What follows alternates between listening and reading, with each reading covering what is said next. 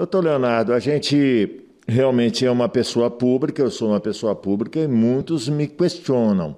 Quem é o doutor Leonardo Gutierrez, de quem você fala tanto? E eu pergunto ao senhor, faço essa pergunta ao senhor. Quem é Leonardo Gutierrez? Nos trace um pouco da sua história. Oi, Jota, boa tarde a todos, ou bom dia, ou boa noite, não sei a hora que vocês verão.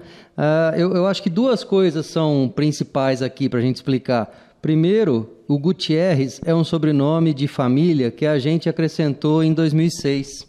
Então, o sobrenome do meu pai é igual, mas na família dele a avó era Gutierrez, na Espanha é o contrário. Quando meu avô nasceu aqui, o último dos filhos, perdeu esse Gutierrez e a gente tentou resgatar isso, né? Questão de família. Outra coisa é que eu fui estudar no Paraná, em Londrina, fazer a faculdade lá, depois as pós-graduações, e eu fiquei lá de 2000 até 2012. 2012 eu mudei para Americana e fiquei até o final de 2015, quando então eu voltei a Sertãozinho, né? Motivado pela perda da mãe de um amigo, eu senti naquele momento muito triste a necessidade de voltar a estar perto da família, me demiti de um maravilhoso emprego e voltei, né? Nesse meio tempo, então, eu não apareci, não fiz muita coisa aqui em Sertãozinho, tá? Apesar de eu ter ficado aqui em 2007, 2008, trabalhando numa construtora da cidade, mas também só trabalhava de manhã até de noite e eu não tinha essas participações na vida política, pública da cidade, né? Agora, a partir de 2016, aí eu voltei a morar definitivamente aqui e comecei a sentir aquilo que só nas visitas eu não percebia, né? Como tem coisa errada nessa cidade, nos bastidores, né? A cidade bonita, mas por trás de tudo isso tem muita coisa errada. E atendendo uma pessoa aqui, conversando com outra ali, aquilo me motivou a querer participar para ajudar a resolver essa questão, a mudar essa coisa horrível que existe nos bastidores da política dessa cidade. Mas assim, o que eu fiz, né, naquele tempo no Paraná, em Americana? Em Americana eu vou resumir em: trabalhei muito e gerenciei um grande escritório, o maior da cidade, talvez um dos maiores da região de Campinas, uma quadra inteira, o escritório 3 andares. As pessoas achavam que era um shopping às vezes, né? Quando ia me visitar, que realmente era muito grande. E uma transportadora, que era do grupo dos advogados lá, também administrei, ajudei a cuidar, né? Agora, em Londrina, eu fiz coisas mais interessantes ainda. Primeiro, eu participava de um programa ao vivo no SBT, em Londrina, em Maringá. Então, a gente passava ao vivo semanalmente em 80% do estado do Paraná, com exceção da capital e litoral. Eu era advogado do Sindicato dos Servidores Públicos, que tinha 8.000 filiados, né? No sindicato, uma das coisas mais relevantes, por exemplo, no ramo da educação, eu consegui, via processos, que a Prefeitura de Londrina pagasse aos professores uma carga horária extra, que eles chamavam de carga suplementar, que não acontecia o pagamento correto. Então, com os nossos processos, eles receberam. Outra coisa interessante que eu fiz também para os policiais militares do estado do Paraná, eles sofriam um desconto de 14% a título de previdência, quando a Constituição diz que é 10%, né? Então, todos os policiais militares, eu acredito que mais de 200 que passaram pelo nosso escritório, a gente conseguiu abaixar de 14% para 10% o desconto previdenciário deles. Uma outra coisa, eu dava aula num curso de corretores de imóveis e numa faculdade em Maringá, né? E os meus alunos corretores de imóveis, naquela ocasião, eles tinham que acabava o curso, fazia uma prova, depois o Cresce Paraná exigia uma outra prova, com um exame de proficiência.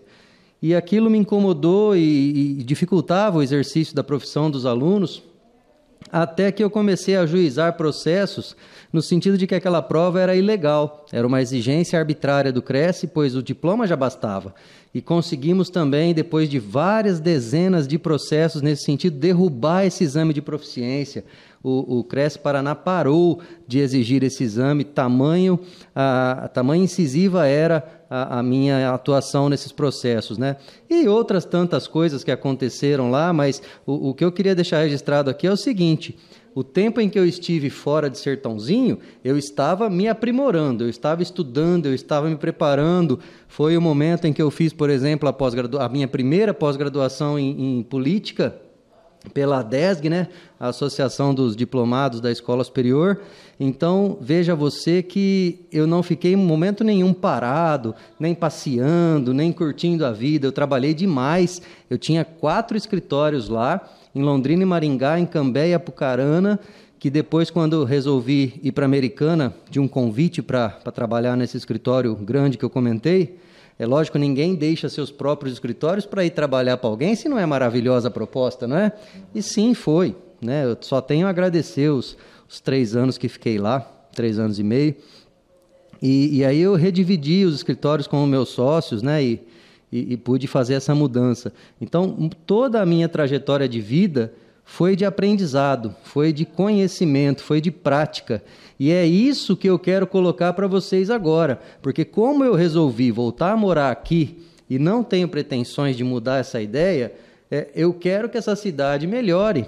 Eu quero que os meus pais tenham a velhice deles numa cidade mais harmônica, mais justa, em que o pessoal mais simples receba aquilo que precisa para ter uma vida digna, em que as pessoas que têm um pouco mais de posses também não precisem se preocupar com furto, com roubo, com agressão, porque a gente sabe que se a parte mais basilar da sociedade, né, que é a grande massa de pessoas mais pobres, dali começam a partir situações quando não existe um feedback, um cuidado do poder público, né? A pessoa sem emprego, sem comida, sem os mínimos das necessidades básicas, ela acaba se deixando levar por outros caminhos que, infelizmente, a gente vê que reflete na sociedade como um todo, né? E isso tem que ser muito bem cuidado. Então, recentemente a gente tem visto coisas acontecendo que eu não preciso nem ir muito longe, eu sei que todo mundo está acompanhando, mas não dá mais para admitir isso, sabe? Então, todo esse conhecimento, toda essa prática que eu venho agregando ao tempo todo, eu estou colocando à disposição da cidade, tá? Cabe a cada um aí escolher. A gente tem visto na política local, além de atos absolutamente reprováveis, outras questões que têm passado despercebida, mas a gente não pode mais aceitar esse tipo de coisa. Recentemente, um vereador, na sua indignação, no púlpito da Câmara dos Vereadores, falou palavrões absurdos.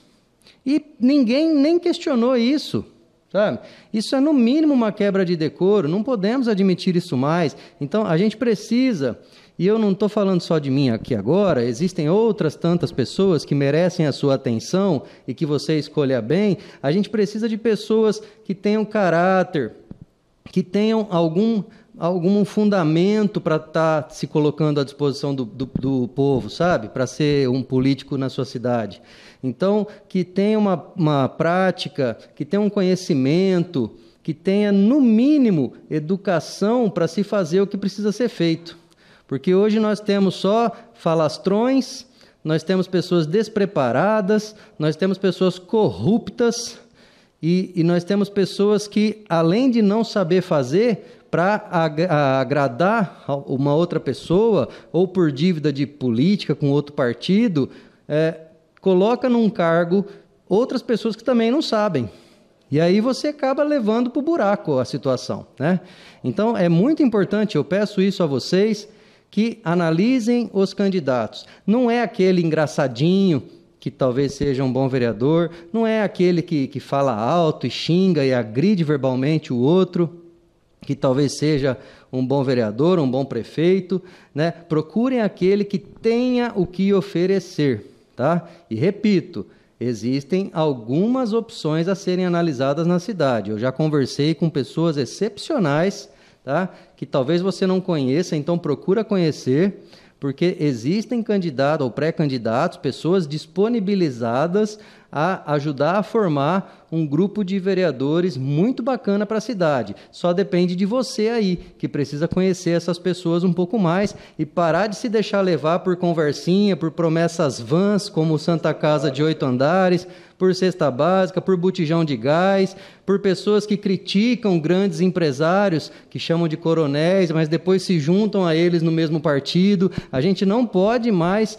compactuar com isso. E é esse o único pedido que eu quero fazer a vocês, que tenham essa consciência de analisar, tá? O seu voto é 1 minutinho ali na urna, mas a consequência disso é por pelo menos 4 anos ou, quiçá, para a vida toda, dependendo do que foi feito pelo candidato. Tá certo, doutor. Obrigado pela participação aqui no meu canal, também nas redes sociais. Sou eu que agradeço. Um forte abraço. Doutor Leonardo Gutierrez falou aqui na minha rede social para você.